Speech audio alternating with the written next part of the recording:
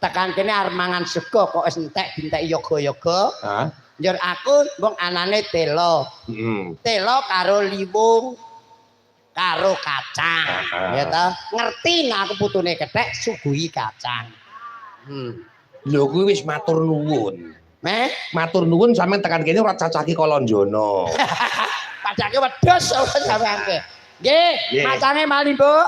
Niki nderek ndedonga warga ageng wonten ing lengkong sedayanipun awit alit dumugining sepuh diparingi sehat walafiat. Betul. Allahumma. Amin.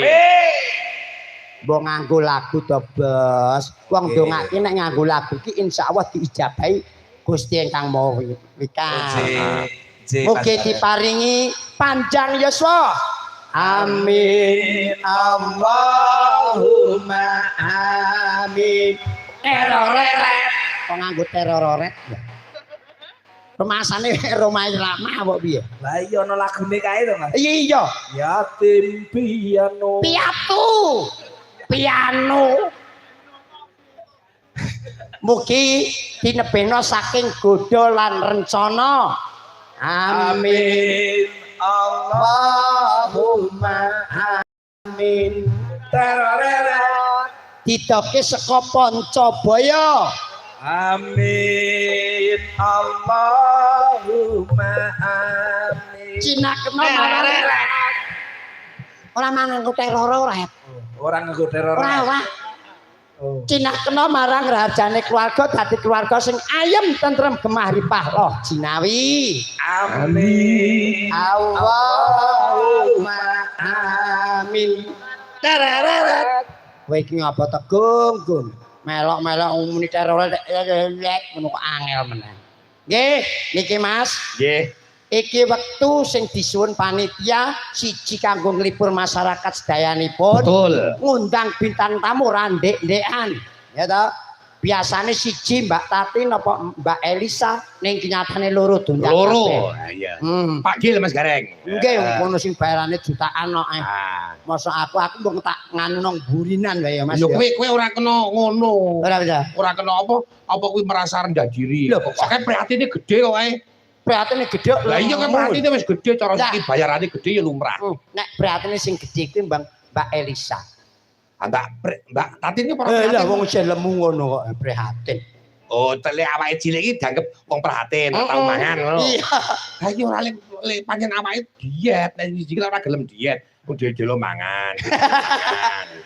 Nggih, diatur jumeneng ya macange. Diatur jumeneng. Nggih, monggo Mbak Elisa kalian Mbak Tatin. Lestari Handayani. Ya. Sepati to. Ya, terororet ngono. Oh, sepati kok terororet. Nong nonin nong. Monggo Mbak Elisa. Ayo.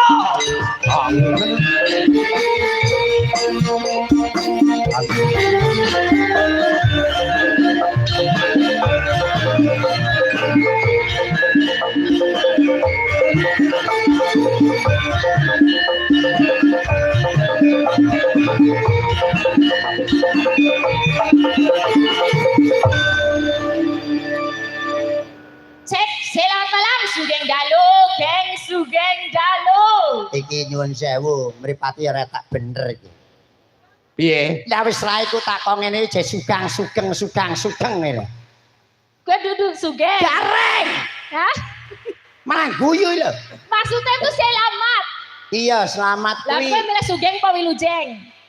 Ya sugeng ya wilujeng. Masalah aku wong lanang. Nek wong wedok ora wilujeng. Nek wong wedok enggak Wilujeng. Nek wong wedok kuwi sugeng.